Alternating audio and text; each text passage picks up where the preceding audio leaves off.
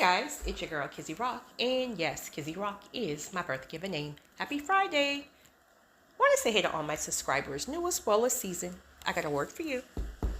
Tap in. Happy Friday, guys. Listen, you guys literally have no idea the difficulties I've experienced trying to get this particular recording out.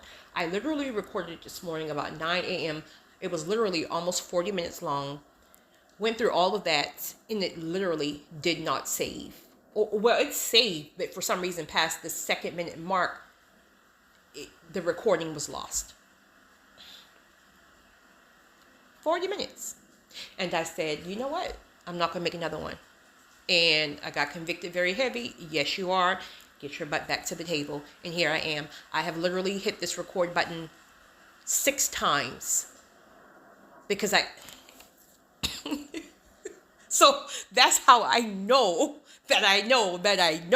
somebody needs this word, or you guys are going to relate to it. So please comment and let your girl know. Please give me some love. Please give me some encouragement, because I've already spent probably 3 hours trying to get this thing here uploaded. Let me know if you guys can relate to any of them. Of course, this is not for everyone. Yeah. All right. So I want to speak about 30 things that you may be experiencing in this season before breakthrough. 30 things that God is doing in your life before breakthrough.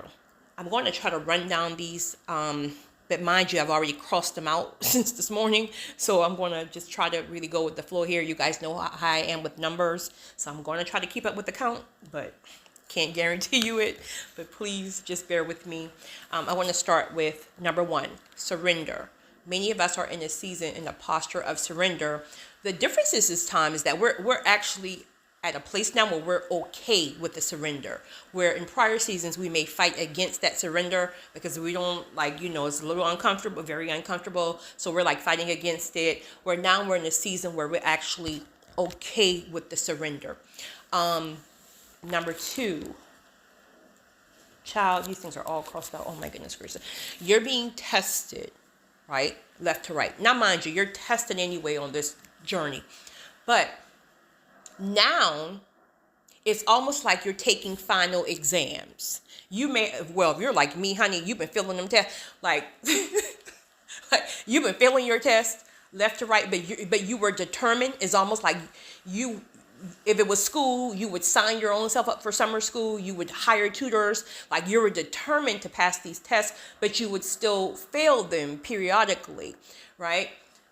But now there's a grace. It is almost like everything that you've been through prepared you for this moment where now you're actually passing your test. Doesn't mean you're passing it with flying colors, flying colors, but you're being tested more frequently, and this same test that it's not like it's different tests, right? Because there are certain areas that it's not a struggle for you, right? For me, I've been transparent about it. It's patience, right? It's patience. So, but I'm passing my test lately, and I'm like, go me, right? Okay. Number 3 is rest. A lot of you guys are in a season of rest. I said surrender earlier, but rest, meaning, and however that may look, right? That may look like a hospital stay. That may look like depression. That may look like a car that's broken down. That can look like anything, but a lot of people are in this place of rest. And again, like I said earlier, you're actually okay with it. Like you are allowing yourself. Matter of fact, your body feels like it needs it. So you welcome this rest, when before you'll be sitting there trying to get up and do something and keep yourself distracted, because at rest you have to sit with yourself and sit with your own thoughts, what a lot of people don't like to do. So they get distracted and start doing things and start working extra hours, or doing this and going here and doing this and doing that. But you're now in a season of rest right now where you welcome it. And then some of you guys are there because you've worn yourself out. Sorry, my other phone. You've worn yourself out emotionally, spiritually, with all these different attacks, or just getting ahead of God and spinning your wheels over and over and bumping your head one too many times. So maybe you're just tired. So whatever it is, you're at a posture of rest and you welcome it. Next thing, he is drying up your current seasons. Drying up your current seasons, that old relationship, that old job, that old ministry, or the not to say any of these things were wrong or that you were on the wrong path, but he is drying them up to show you some other things, which we're going to talk about in a few. Next, he's making it clear that when he dries these things up, or the things that he has dried up already, you are not to return. I mean, you knew that anyway, but with the season of rest, your mind will start playing tricks on you, because you will feel like, wait a minute now. Like, okay, it's too quiet. I'm at a place of rest. Has the journey ended? Was I on the wrong path? So maybe that ex who I thought, from 57 years ago may have changed now, or maybe I didn't give them time, that like playing up in your head about returning to the same vomit that God has pulled you from, right? That same narcissist, that job that did not pay you well, what you deserve, things like that. Relocating from that old town that wouldn't even support you, right? So whatever it is that he's pulled you from, he's made it clear that regardless if your flesh, and truth of the matter is, you're so tired and at rest anyway, like you can have these thoughts, but you don't even have the energy to go up and return to.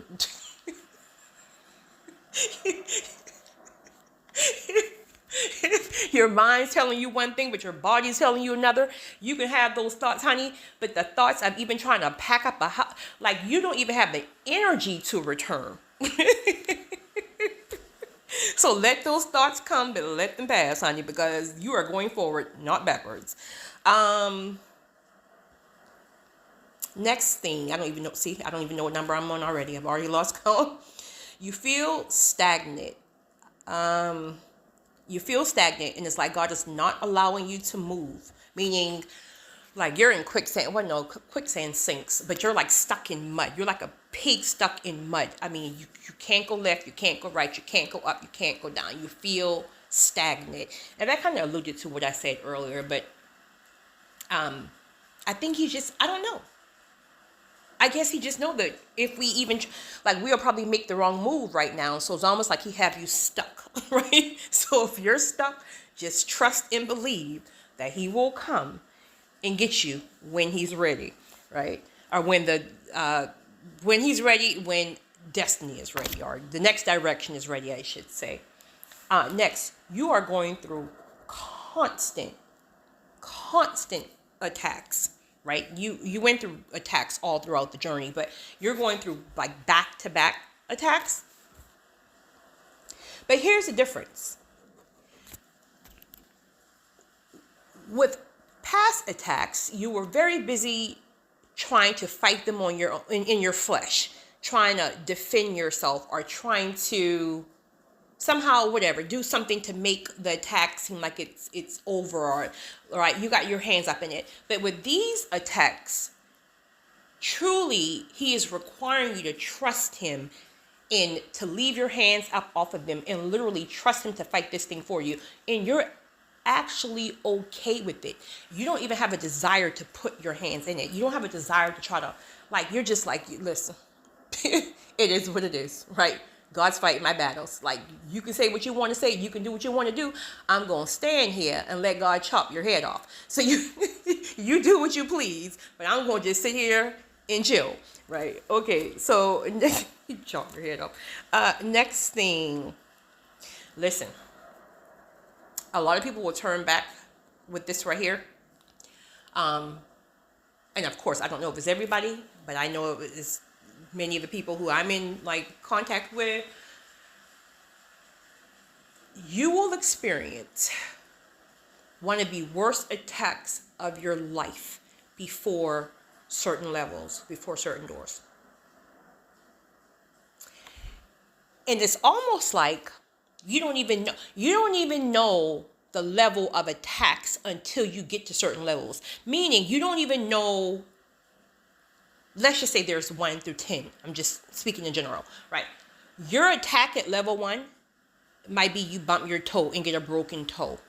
Your attack at level 5 may be somebody betrayed you. Your attack at level 10 is going to be a job loss. It's going to be hospital stays. It's going to be grieving the people you love. It's going to be divorce. Did I say that? I don't know. It's going to be gut-wrenching type of attacks. What they say, new levels, new devils, or something like that. Listen, and it's almost like you don't even know you're going to experience that level of attack because you're there, so you can't even turn back. But the higher you go, the more the intense the attacks will be. A lot of people won't even make it past that because some of these attacks, if you're not spiritually connected and covered, some of these attacks will literally snatch your mind. Literally. This is why you got to be so, well, you guys are tapped in. Y'all know what time it is, but you got to stay tapped in because, listen. So yeah, gut-wrenching attacks, like if you got a big destiny, if God has shown you a large destiny, whew, but you're covered. The next thing, I don't know if you guys experience this, but I know I am definitely experiencing this. Now, it's almost like you no longer have a desire for like material things. It's almost like right now it's peace, it's purpose, it's nature. Like it's different. Like personally, I've never ever, and I'm saying this on a public platform, I've never been a materialistic person. Granted, I know I look like it. I'm not in denial here. There's nothing about me that's clueless about certain things when it comes to me, right? I know I look like I'm a materialistic person, but I promise you I'm very frugal. I'm not that chick. I would rather take my blessings and bless the people that God, all caps, God calls me to bless. So I've never been that person, if you will. Now, I know there's certain things that I do like I like a nice home, I like a nice car, that type of thing, but not like overly materialistic. But those of you who are overly materialistic, some of you will start to experience God is taking that desire and you're now focusing on the things that truly matter, your family, like your friends, like the small things in your life. Like something has changed. Really, it should have always been that way, truth be told. But yeah. Next, partnerships. God is showing you partnerships that can look like people that you're currently coming in contact with, or he may be giving you certain visions about partnerships. I know for me, he's giving me visions about partnering with like, these missionaries that go and like give certain countries clean water, things like that. He's showing me, I'm not involved with any, but he's showing me certain things like that. And then also he's showing me, well, I can't say that yet, but you will notice too that he's starting to show you things, partnerships or whatever. He's showing it to you on a larger scale, to the point that it's almost like you've mastered the partnerships or whatever he had you to kind of network with on this level. So now the things he's showing you when it comes down to partnerships is way more grand, it's way more people, it's way more big than what you currently were given or shown. The next thing is, listen. You listening? This is one I'm definitely experiencing. You are now realizing that you're a big deal. You are now seeing yourself the way others see you, when you couldn't see yourself. I always feel like it's God's way of keeping us humble when we don't, like, people give us all these props and stuff, and you're just thinking inside. I mean, you know that you're gifted per se, but you don't see yourself the way others see you. But now you'll realize that you're really starting to see yourself in that light of, I am a big deal. In fact, God wants us to see ourselves like that. Don't get it twisted with cockiness or arrogance, right? Because for me, that's a huge turnoff. But people who are not secure, they will look at you like you're cocky when really you're not and you're truly confident. So there's a difference here. But you are truly now realizing that all along, you are the prize. You are a big deal. So much so that you're starting to question and look at others like you don't even know what you had.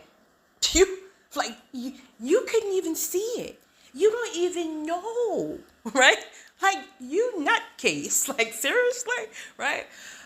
Even certain things that you may have been trying to like break into, or people who wouldn't accept, or they rejected you. Like, you now know that they were the lesser, not like speaking at them as far as like they're lesser than you per se. I'm speaking gifting wise. And that they couldn't even receive you because they were too low to receive you. But on the flip side, you were thinking that you were not large enough to be in there. It's the complete opposite. And you now know that. You may not know that 6 months ago or a year ago. Honey, you are the truth. You are the truth. So it was never about rejection to you. They couldn't even tap into you. But the tables have turned. So you will start to see when God starts to open certain doors, whenever he starts to elevate you, or you may already be there, you will start to realize that these same people who you tried to connect with, who couldn't receive you or whatever, you're going to see it reverse now. They're going to start coming to you, right? Because now they're going to be able to receive it. Are you to let them in? That's between you and God, because it may have been orchestrated that way. Or it could be, what do you call it, when bandwagoners? So you have to kind of know where you are. Next. You're no longer a people pleaser. I'm not going to dwell on that too much because I had a couple of recordings on that last week. But you're no longer a people pleaser. God have healed you of that seed of people pleasing. Honey, you are finally at the posture where you are putting yourself first. And if anybody can't understand it, it's on them. Because now you realize that you can't help anybody unless your cup is full. Sometimes religion, again, will have you thinking that you have to put everybody before yourself, or trauma will have you thinking you have to put everybody before yourself, people pleasing, all that stuff. But now God have removed and give you grace over that people pleasing seed that keeps you in the negative, that keeps you heavy, that keeps you, it got to go. It got to go. Next thing, listen. Somebody's going to catch this with me, because it ain't just me with this one. Signs and synchronicities. Signs and synchronicities. Now, I'm not speaking about anything new age, right? Because your girl, I ain't got time for that. But I'm speaking about, you know that there's a number or numbers that God have given you some time ago. Or certain something, I don't know, a particular flower, I'm just saying, I don't know. For me, it's numbered. I'm just going to keep it real. But when God first gave you that thing, you would see it all the time. It will literally chase you down. There's nothing you could turn to and it wasn't there. It was on the clock. It was on the radio. It was on your receipts or whatever. But something happened where it disappeared and you hadn't seen your signs or your synchronicities for a while. Even so much so that you recognize it like, wow, whatever happened to me seeing? But now it's back. Now it's back, and it's back to chasing you. See, it's also similar to when God takes the desire. I made a recording on that last week. I won't get into that. But it's similar, meaning God will show us things, but it's us who want to keep putting our hands in it, trying to make it happen. Then we go mess things up. So sometimes God will take something away from you so he can do what he needs to do, and then he'll bring the desire back to you. Y'all, this is my personal phone that just won't stop going off right now. I've tried to throw it across the room. It's still going off. The story of my life. But then when the time comes back, meaning when he's about to open that door, he's alerting you, hey, get on point. So I'm going to bring the desire back. Or in the case we're speaking about now, I'm going to start showing you these numbers and signs and synchronicity again. I'm just not showing, I didn't take it and then just start showing it to you again for no reason. I'm trying to alert you. Hey, whatever I was working on, right? It's completed. So now I need you to recognize that these signs I'm giving you, stay on point. You're going to be tested. Stay on point. The enemy's going to try to distract you. Stay on point. Counterfeits are coming. Stay on point. Stay on point. You ain't coming this far to slip. Stay on point. Right? So somebody else just got that because I can feel it. Next thing. I'm not even going to dwell on this because I got 2 recordings on this last week. And I just touched on it just now. And that is the lack of the desire for the promise. For some people, it may not return because maybe it was never God to begin with. Could have been your flesh. But for others, that desire will come back full force. So those of you who feel like a little like, why did I lose this desire? And you're at a posture now where you're actually okay with it. That desire may come back full force times 2. Just because that was the only way God can really get you to sit down somewhere and relax your nerves. Next thing, definitely on this end for me, he is elevating your mindset. Like, you may have think that you had a mindset that was seeing things from a bigger picture, right? But you've reached a ceiling, and now you're realizing, like, wow, I was thinking back then, I was really thinking on a certain level. I really thought I was thinking large. Where now the things he's showing you in visions right now, things he's showing you in your spirit, you're realizing how big these things are. And it now have you realizing that you were thinking with a cap. But it's okay, because that's where you were at that level. So now he's promoting you to a new level, and you're starting to see a glimpse of it, and you're like, whoa, now I realize why I had to go through everything, because, whoa, it's big, it's huge, it's massive, there's way more people involved, right? Things like that. So he's elevating your mindset to more, to receive more. Next thing, the importance of forgiveness. Now, again, I've been very, very honest and very vocal that, patience and forgiveness is not my strong point, but I do know the importance of both. But I will say this right here to help somebody who may be struggling with a forgiveness issue right now. If you haven't been elevated to the next season yet, and I'm not even speaking destiny per se, just a next level blessing in general, it's going to be kind of hard for you to forgive. This is not for everybody, because some people forgive very easily, right? It's going to be kind of hard for you to forgive at this level, because you're still seeing things surface level. Like, oh, I'm still hurting, and I'm still having to deal with the residue of your betrayal. And you feel like you're just stuck there, and you're going to be stuck there for the rest of your life. But once God elevates you, if you just be patient and you wait, one of the most important things you can do, that just hit my spirit, keep your hands clean and stop trying to retaliate. Stop with the pettiness. Stop. If you really, really, really, really, really, really want to see God's hand move on retaliation or what do you call it, when you reap what you sow, keep your hands free. As long as you got your hands in it and you're being petty or whatever, first of all, that energy is coming back to you too, right? Coming back to you too, but God's going to let you do it, and you ain't doing nothing anyway. By stressing your own self out. But when you leave your hands free, and once God elevates you to the next level, you're going to actually be thankful that the person betrayed you. You're going to actually be thankful that they cheated. You're going to be thankful that they didn't allow you in their group. You're going to, I know you can't see it now, but you're going to realize when you get there, like, wow, I would have still been stuck in that relationship. I would have still been stuck in that mindset. I still would have been stuck. And then it's going to help you. You're going to be so thankful that it's going to be easy to forgive and surrender. Again, that doesn't mean that forgiveness always equate to reconciliation. I haven't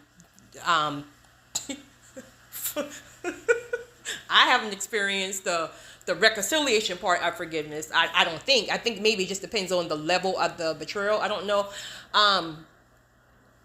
And many times that will be. That's between you and God. But forgiveness does not always equate to reconciliation. Just because you forgive a person, that don't mean you let that person back in your life, especially if the person hasn't changed. You would be a nutcase, right? To allow somebody to betray you again, especially a narcissist who never changes anyway. But forgiveness, God is working on a lot of you guys with forgiveness. Some of you guys, again, will feel that grace that now you're able to forgive certain things and let certain things go that you could not have let go. So forgiveness. Next,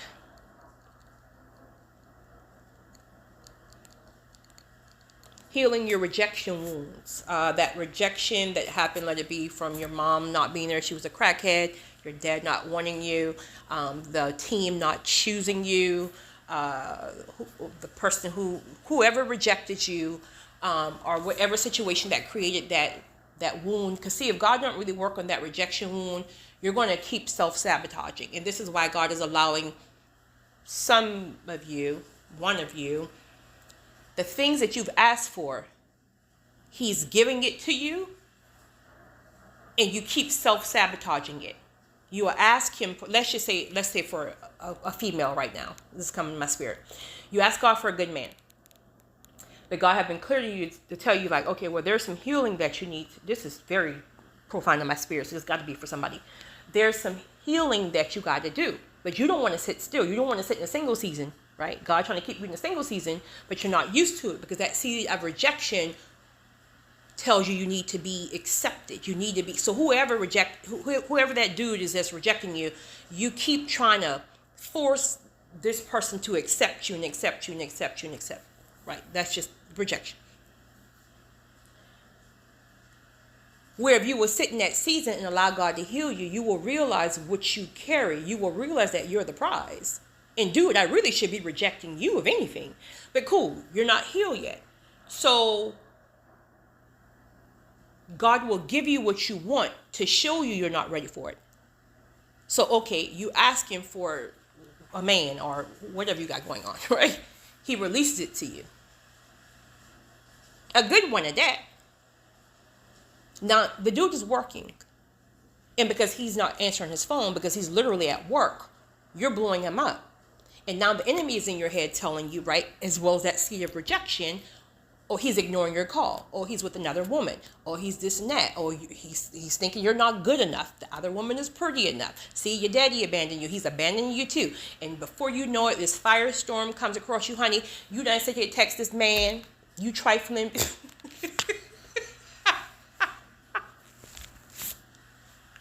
You trifling SOB. You just like the rest of them. All this foolish. And the man at work, honey. The man is really at work. Like, seriously, he's at work. And now when he get off or he go on break, he see this message. He gonna block your crazy self. He's gonna block you. That's self-sabotage. He did absolutely nothing for you to, like, have that mind. But it's self-sabotage. So God will allow your little feelings to keep getting hurt like that over and over, until you realize that you are actually self-sabotaging. And the only way for you to fix that is to go through an intentional healing season. Don't get it twisted, because sometimes it's not, those healing seasons in general is not always intentional on your behalf. Sometimes God will snatch that rug and you have no choice but to go and say healing season.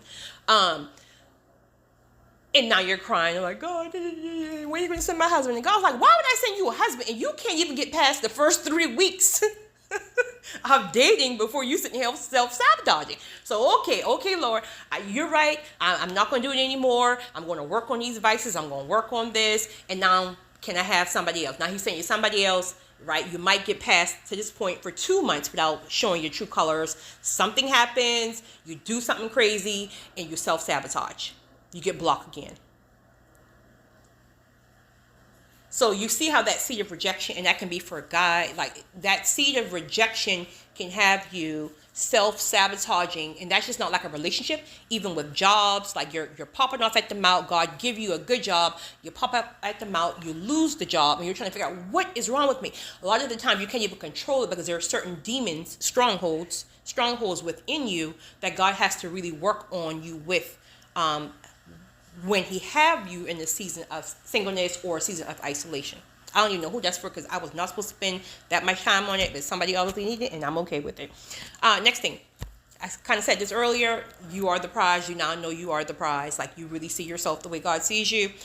Next thing, severing unhealthy relationships. I don't care who it is. It can be your grandmama, honey. If she's toxic, he is severing unhealthy relationships. They really can't go. And that sounds like a cliche. Everybody can't go. Everybody can't go. They really can't go. Just depends on what level you're on. But if you're at the level now where you're literally knocking on destiny doors, they really can't go. Like, seriously. Unless they had a whole mind change, they went through a whole process or whatever, they really cannot go. So he's severing relationships, and you're actually okay with it. Where before, again, you'll be trying to hang on like a wildcat, but you're okay with it. There's something in your spirit that's at peace with him severing the relationships in whatever way he chooses. Just maybe growing apart or whatever, but you're okay with it. Next thing, he's calling you to help more people. You know, this, like, I'm just, like, that's really one of my callings, to help people. Well, that is my calling. It just branches off in so many different areas. But I think I'm going to post a video a little bit later to kind of give another example of how God uses me. Again, it's not always churchy, holy, my religious folks. God uses people in different ways, right? And if you stop, never mind. Next thing, you're learning to put yourself first. That kind of goes back to even with people pleasing. I kind of alluded on that, so I just let me just jot that and kind of go through these last few ones.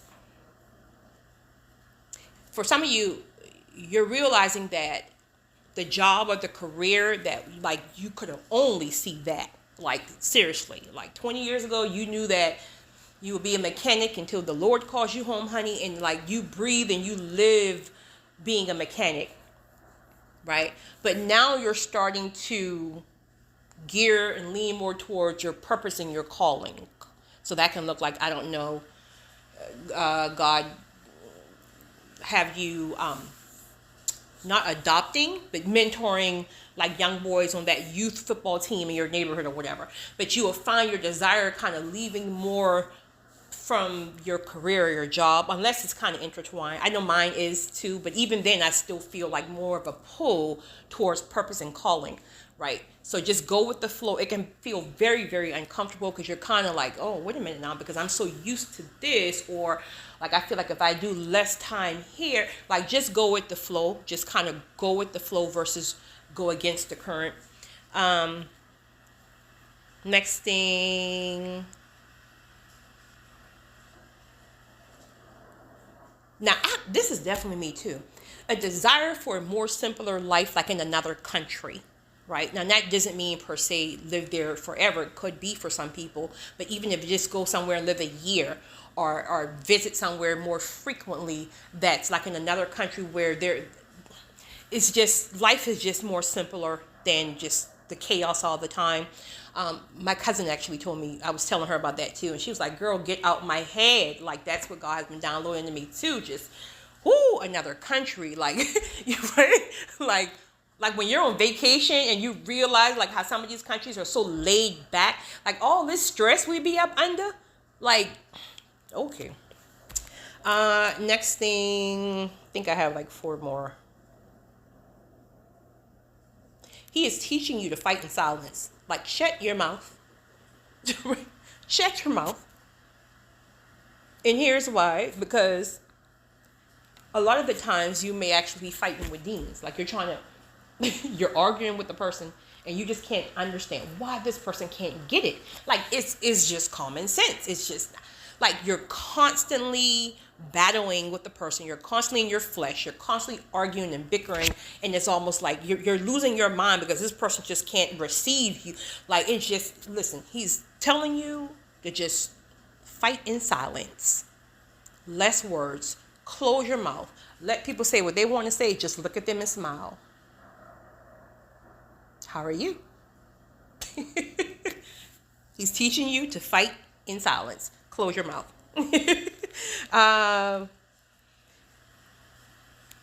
well, I just kind of alluded to that as well. Again, he's showing you that there's certain demons, honey, that you're sitting here entangled with, but that just be quiet. Just be, if you can't leave the person or leave the situation, just be quiet. I'm leaving you, honey. If I got the okay to leave, I'm gone, because I got to protect my peace. But if I don't have the okay to leave for whatever reason, it might be an assignment, it might be something he needs to teach me throughout that situation, then just close your mouth. Go with the flow.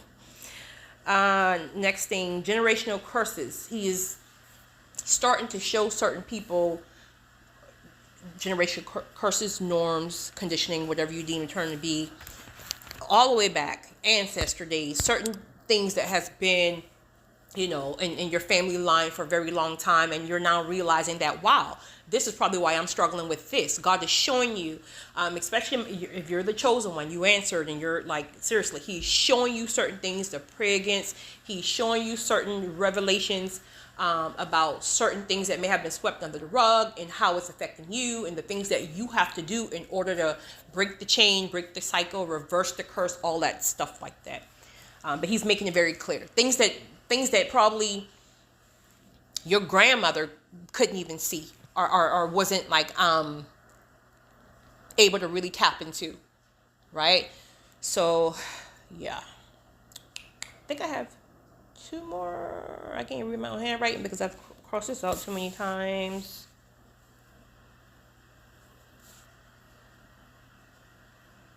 Fighting with demons is not the person. I said that earlier. Last one, I think. Overall,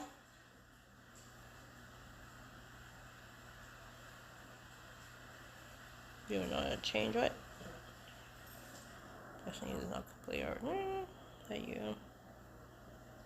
Yeah, I think I hit all of them. But yeah, overall, at the end of the day, the destiny that you assume that you capped off, the vision that you capped, and it's not that you capped it because you wanted to. You could only see what you can see, right? You can only see as far as you are at that time. But again, you realize now it's way bigger than what you assume.